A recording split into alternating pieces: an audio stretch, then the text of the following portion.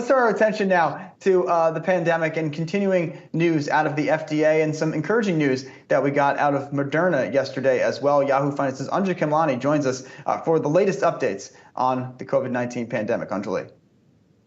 That's right, Miles. And we know that the FDA really just at the 11th hour last night came down with the expected emergency use authorization tweaks for both Moderna and Pfizer, allowing that third shot, that booster jab, for immunocompromised individuals. Now, that's just one part of the process. The next part is the CDC Advisory Committee, which is meeting today in about an hour to start the discussion and then eventually vote on what that definition is going to be of immunocompromised individuals. Meanwhile, the Centers for Medicare and Medicare Services already announced that Medicare members will be allowed to get that third jab if they qualify, if they are immunocompromised. Now, the definition that's been loosely used in reports is individuals who either have cancer or other diseases that suppress their immunity, are on medications that suppress their immunity, or are organ donor recipients. So all of those should be part of the conversation, and we'll have more on that later. But as it stands right now, two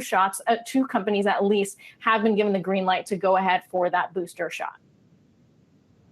And at the same time, there's this new study, as we get concerned about the Delta variant, there seems to be a new study that the Moderna shot, as it exists, is somewhat effective against the Delta variant.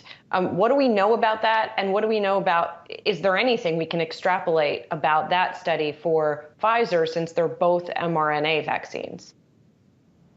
Right. Well, we've already heard this from both companies that they know that their vaccine does protect 6 months out. This study that came out just verifies that information. We'd already heard from both companies that this was true. But what it does set up is the conversation about durability. We know that we're talking about vaccine mandates and others right now around the country, whether it is at the state level or at the school level or even with companies. And so speaking of that, we know that Indiana University just yesterday won a legal battle with Supreme Justice Amy Coney Barrett, deciding to side with the university against 8 students who were trying to overturn a vaccine mandate that goes into effect this fall semester. So the repercussions for that are that 90,000 students and 40,000 employees will have to get their vaccines or lose either their classes or their jobs as a result. There are religious and medical exemptions for that, and those who qualify will have to get tested twice a week as a result.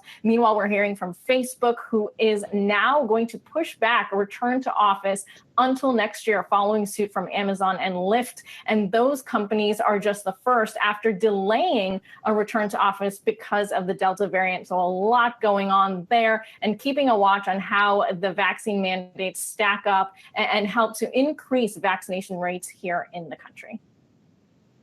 All right, Yahoo Finance's Anjali Kamlani with the latest on the COVID-19 pandemic.